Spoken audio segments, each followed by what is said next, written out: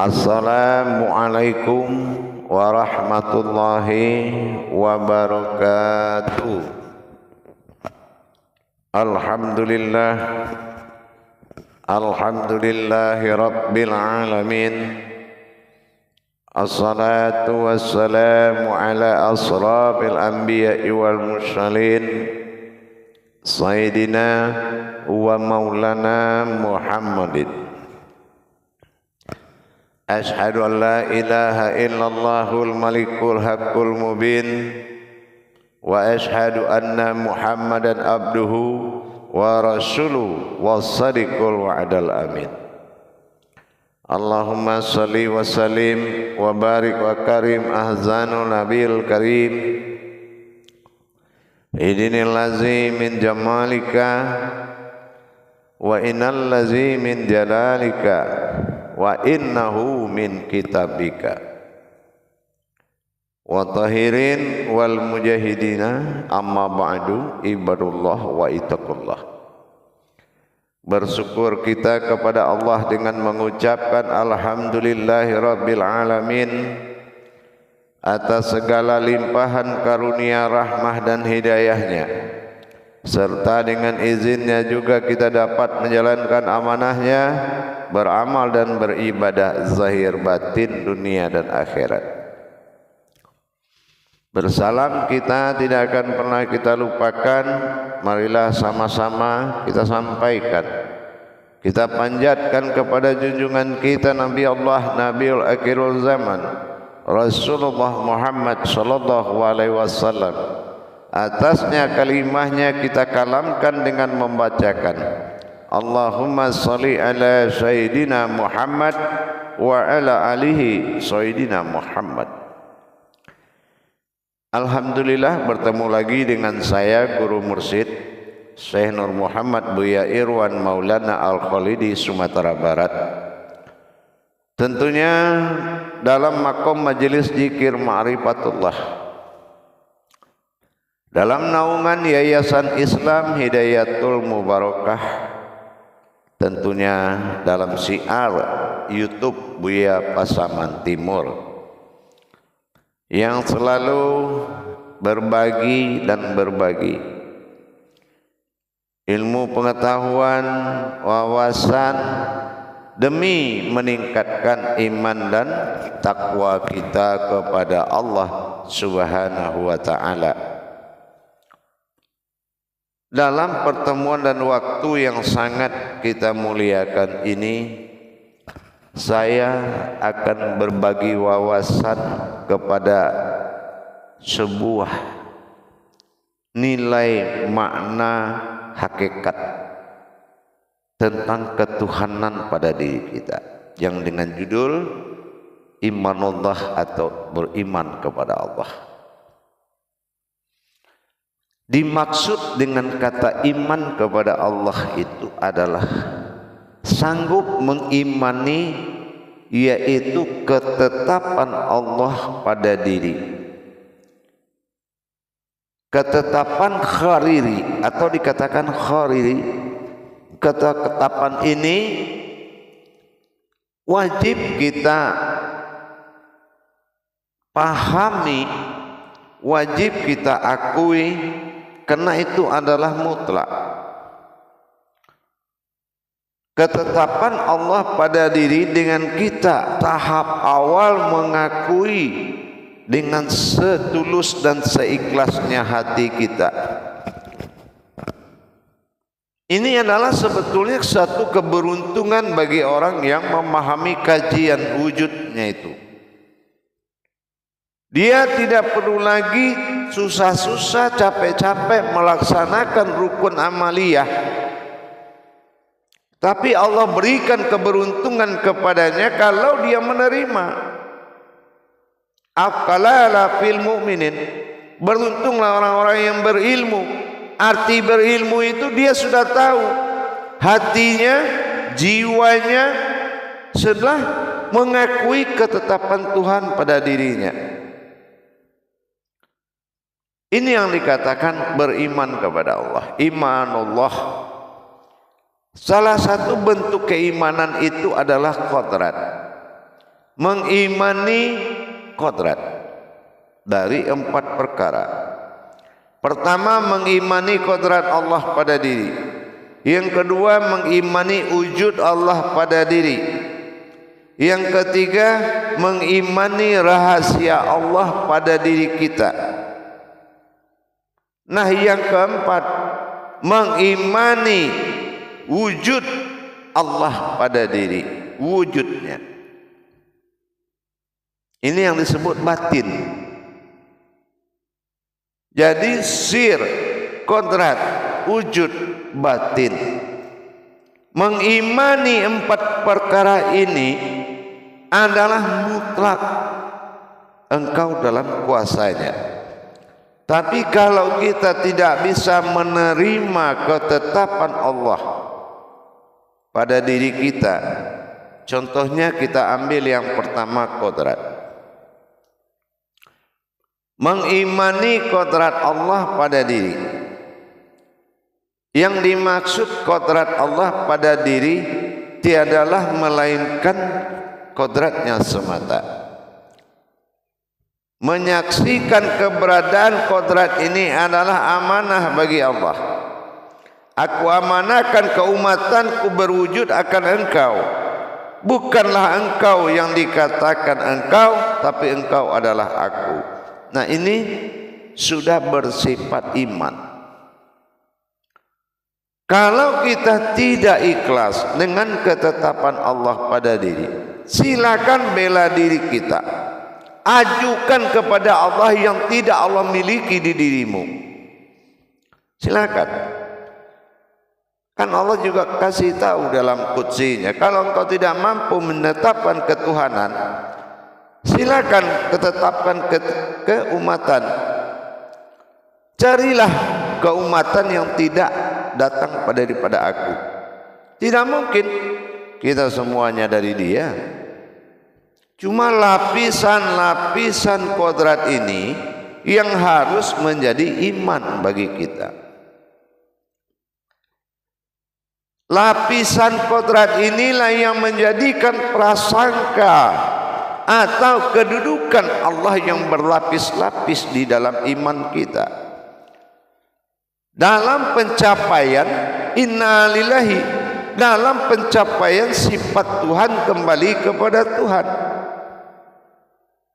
Tapi kalau hati kita merasa memiliki, bukan merasa menitipkan atau menjaga amanahnya, ini akan merusak kepada perjalanan dunia dan akhirat.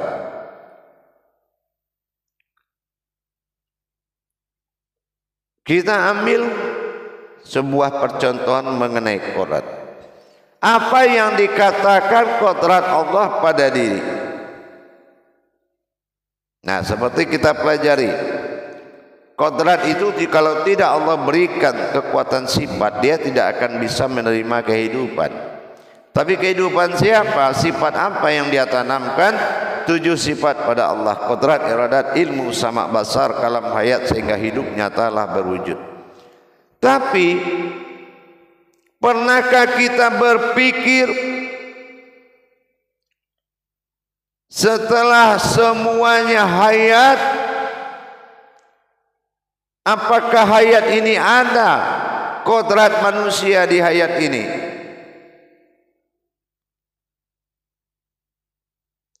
Jadi kalau kita bisa menerima ketetapan Allah, inilah yang dikatakan kajian.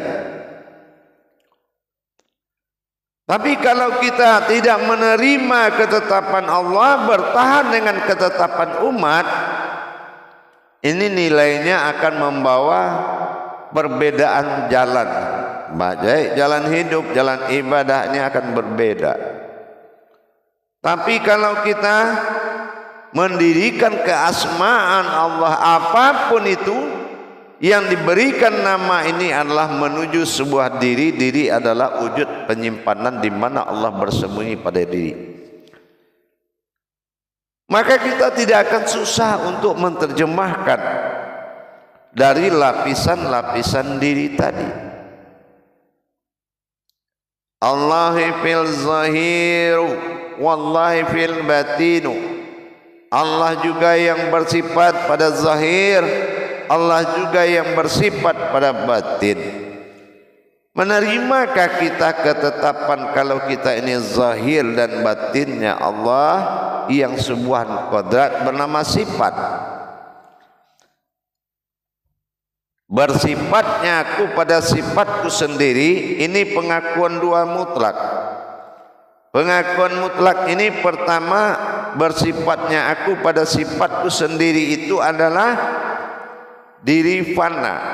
Apa yang dikatakan diri fana tidak lagi melihat dari mana asal usulnya diri ini di dunia ini, di alam ini. Yang kedua, tidak lagi mengakui ada kehidupan dan hidup yang berdiri dalam diri ini adalah diri kita sendiri, melainkan dirinya Allah. Atau dikatakan af'al dan fi'il, yang digerakkan dan yang menggerakkan dalam pensaksian wujud pandangan mata batin kita adalah wujud Allah semata. Adakah kita memiliki iman seperti itu?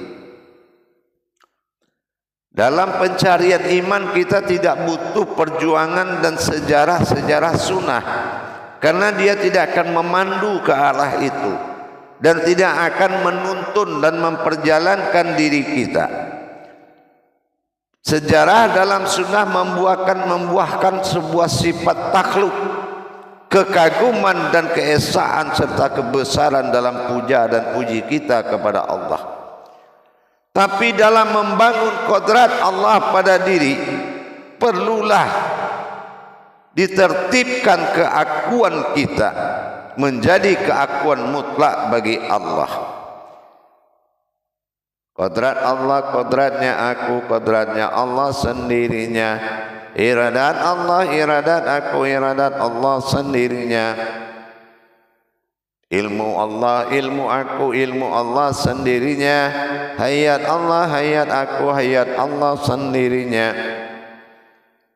Basar Allah, basar aku, basar Allah sendirinya. Kalam Allah, kalam aku, kalam Allah sendirinya. Sama Allah, sama aku, sama Allah sendirinya. Pernah enggak dengan hati nurani kita menyatakan keikhlasan, pengakuan diri bahwasanya kita menikmati sebuah diri, bukan mengakui sebuah diri? La maujudun illallah. Kita lihat yang keduanya. Ada basar, pasti ada basirun. La maujudun illallah, la basirun illallah, la sami'un illallah, la mutakhalimuna illallah, la hayyuna illallah, la ilmuna illallah, la yuradun illallah, la qadirun illallah. Lapisan dari fi'il yang menggerakkan af'al semuanya adalah mutlak, yaitu sifat Allah yang mana dia bersifat pada sifatnya sendiri. Fi sifatin innahu fis sirri alfis sifatun innahu. Bersifatnya aku pada sifatku sendiri, dan sifat itu adalah aku juga. Ini butuh konsekuensi penerimaan yang paling tulus. Butuh pengakuan yang ikhlas. Jadi kalau kita memahami kajian-kajian dari tasawuf, tauhid, itu yang dibentuk oleh kajian itu adalah iman Allah. Mengimani Allah akan wujudnya adalah kita sesosok yang bersaksi. Makanya itu sebuah iman. Jadi bukan kesulitan, kita yang menciptakan kesulitan. Yang menjadi pokok permasalahan adalah dirimu. Apa yang dikatakan dirimu, kamu mengakui itu dirimu. Ini yang membuat pokok persoalan datangnya kesulitan dalam mengamalkan. Datangnya kesulitan untuk mengamalkan tadi karena ego keakuan kita masih mutlak kita dirikan, bukannya lebur. Ingat apa kata Allah, lebur paham, wujudlah ilmu. Lebur ilmu, wujudlah aku. Wujud aku adalah Muhammad, dan Muhammad itu adalah aku juga. Itu imanullah, mengimani Allah di luar kemampuan iman. Yang dikatakan iman atau iman agama, mengimani Allah ini yang disebut dengan tauhid. Karena tauhid itu adalah iman. Jadi jangan kita mempersulit tauhid diri kita kepada Allah. Karena yang akan dibedah dalam kaji Tuhan itu adalah diri kita. Kita ini adalah sebuah wujud tempat bertajalinya Tuhan. Jadi kalau kita mempersulit mengkaji Tuhan, Tuhan tidak akan bisa dikaji. Tuhan itu adalah sebuah kodrat yang dikukuhkan pada diri dan diimani. Sekarang kan banyak kemampuan akidah menjamin masuk surga. Ini kan sudah konsekuensinya tidak berlandaskan azas daripada tauhid. Tapi kalau kita mencari keimanan, itu adalah sebuah kalam. Orang baik itu pasti masuk surga, orang jahat masuk neraka. Itu kalam. Dan itu ada di kerjaan Pakum Amaliyah, yang mana Amaliyah itu akan mengingatkan kita bahwasan hidup dengan Allah dalam hidup ada hubungan tarekat dengan Allah. Artinya kebebasan bukan seperti kebebasan makhluk, tapi kebebasan itu jaiz, bebasnya Allah berbuat pada diri kita.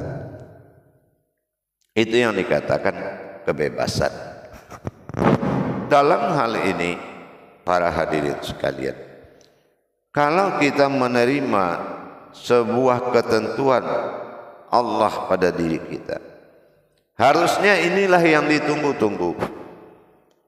Ketetapan kharirinya Allah pada diri, ini yang ditunggu-tunggu. Kalam kauli, ini yang ditunggu-tunggu. Apa kauli? Kata-kata itu sudah menjadi kodratnya Allah. Itu yang dikatakan kauli, bukan ucapan tapi kodrat. Ada muatan aras di dalam kalimat kata-kata. Dalil seorang yang sudah bermuraqabah kepada Allah.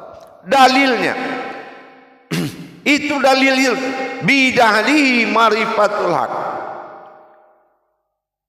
Batin dalil itu adalah kebenaran fil ilmi, sebuah ilmu. Bidahlihi marifatul haq fil ilmi. Dalilku adalah kebenaran sebuah ilmu. Ini menyusun tata-tata kodrat ketuhanan dalam diri akan berdampak kepada hilangnya ego keakuan sebagai umat. Tapi keakuan umat sebagai umat adalah kodrat Allah semata. Ini namanya insani. Berinsannya Allah pada dunia melahirkan sifat mu'ad, bertingkahlah Allah dalam bentuk kodrat manusia. Apa tingkahnya? Inna solati wa nusuki wa mahyaya wa mamati menerima perintah solat, menerima hidup, menerima ibadah, menerima mati. Itu kodrat keumatannya Allah dalam diri kita. Bukan kita mengatakan itu kodratku. Ini berarti kita belum tertata imannya kepada Allah. Atau memahami kaji ini dengan dalil sunnah, itu sudah jauh lagi. Memandang ulama dengan syariat, itu adalah suatu kesalahan yang sangat fatal. Kalaulah kita tahu bahwasan peragaan ini bukanlah penentu, peragaan ini adalah suatu isyarat, itulah syariat. Hakikat adalah pengendalian Tuhan dalam bentuk rasa. Tarekat adalah bagaimana memperjalankan sebuah wujud kepada asalnya, dan marifat menetapkan wujud itu sendiri dalam wujudnya yang berbuat. Ini adalah makom yang paling indah, sehingga aku bersaksi itu mutlak. Kesaksian mata hati, mata batin yang membuat nilai derajatmu tinggi akan mengangkat martabatmu ke tingkat ilmu. Jadi kalau kita menerima kajian ma'rifatullah, bagaimana kita berusaha kenal dengan Allah, itu tidak akan bisa. Tapi bagaimana kita mengenal suatu kodrat yang dekat dengan Allah, yang kenal dengan Allah, itu baru benar. Mengenal Allah bukan berkenalan dengan Allah. Mengenal Allah, mengenal kodratnya yang kenal dengan Allah, sehingga masuklah batin kita dalam pensaksian. Itu yang dikatakan marifatullah. Dan begitu juga setelah kita mengenal wujud dan maujudnya, begitu kita takbir dalam salat, apa kata Allah? Orang yang tidak sombong dalam salatnya kepadaku adalah orang yang tidak melihat dirinya, melainkan melihat wujudnya Allah semata. Karena tidak ada yang ada di sampingku. Qiyamu binafsihi laisa kami sulihi min syai'un. Tidak ada yang setara denganku, dan aku berdiri sendiri, tidak ada satu pun yang ada, meskipun sebuah perumpamaan itu juga tidak akan ada. Dengan ini kita berpikir lagi, bagaimana kita bisa mendapatkan makom tersebut? Tentunya dengan belajar mentadabur diri dengan iman Allah. Kalau Allah yang diimankan mawujudnya pada diri. Kalau Tuhan menjadi imanan, kodrat berasma namanya Allah. Jadi kalau ini adalah iman Allah, berarti kita beriman akan Allah pada diri. Mana bersifatnya Allah pada diri, mana berkodratnya Allah pada diri, mana bermakom wujudnya Allah pada diri, mana bermakom batin Allah pada diri. Menjadilah sewujud dinamakan Dia. Kita lihat di surat Yasin itu, alif dari kun itu tidak berwujud. Ya, artinya ada kembali kepada ketiadaan. Dia ada dilihat tidak ada, yang tidak ada itulah yang ada. Nah, di sini datanglah tadaburnya pada kata fayakun, ada waw di situ. Menandakan hu atau dia. Ada aku, maka adalah dia. Dia abtar, aku banal. Dia ahad, aku wahid. Maka alif seumur umur tidak akan terlihat pada kun. Bisakah kita melarikan pemahaman itu kepada diri? Mana yang terlihat adalah dia, yang tidak terlihat adalah aku. Hu pada sifat, aku pada qalbi, hu pada dia yang maujud pada zahir. Hu. Ada iman kita di situ. Kalau ada, itu iman Allah namanya. Jadi jadilah kita orang yang ikhlas dan siap dalam wujud pembentukan tajalinya Allah mawujud pada diri. Tapi kalau kita persulit, dengan kita penuh tanda tanya, dengan kita penuh berpikir, ragu, bimbang, tidak berani mengambil keputusan, tidak yakin ketetapan Allah, ini celaka bagi kita. Iman kita belum digolongkan iman agama, apalagi iman Allah. Kalau memang ada hak mutlak keumatan, silakan ajukan kepada Allah. Ada enggak selain dari nama Allah di dirimu? Ini sifat, alam sifat dengan alam zat itu beda. Alam sifat mengkaji pada kodrat yang didirikan oleh wujud zat. Zat mawujud pada kunal itulah adalah bentuk, kodrat dan berupa-rupa. Hal ini juga harus diimani. Kalau tidak tingkat keimanan kepada Allah, bagaimana kita bisa mentadabur atau mengkaji? Jadi butuh iman, yaitu iman Allah. Mengimani Allah adalah diri yang berwujud, wujudnya Allah. Ini diri. Kalau enggak, bagaimana kita bisa menghadap di dalam ibadah dan kematian kalau tajalli sirullahnya tidak menjadi pengakuan mutlak? Padahal itu khariri, ketetapan Allah. Maka dari itu hadirin dan jamaah, cobalah merenungkan baik-baik. Adakah yang bisa kamu perbuat tanpa Tuhan? Adakah yang kamu akui tanpa hak Tuhan? Maka jadilah kamu umat yang sedang menikmati kodrat yang diamanahkan oleh Allah dalam hidupmu. Itu barulah iman yang paling bagus. Menikmati kehidupan kodrat Tuhan pada diri adalah wujud hakikat pada Tuhan dengan kehidupan dunia hasanah, dan ketentraman batin dan hati nurani dengan akhiratul hasanah. Insyaallah maka kebahagiaan itu akan datang. Insyaallah. Jangan tentang Allah dengan ketetapannya, tapi jadilah kamu orang yang menikmati ketetapan Allah. Barakallahu ya Karim, ya Rahman, ya Rahim. Akhirul kalam. Wabillahi taufiq wal hidayah. Assalamualaikum warahmatullahi wabarakatuh.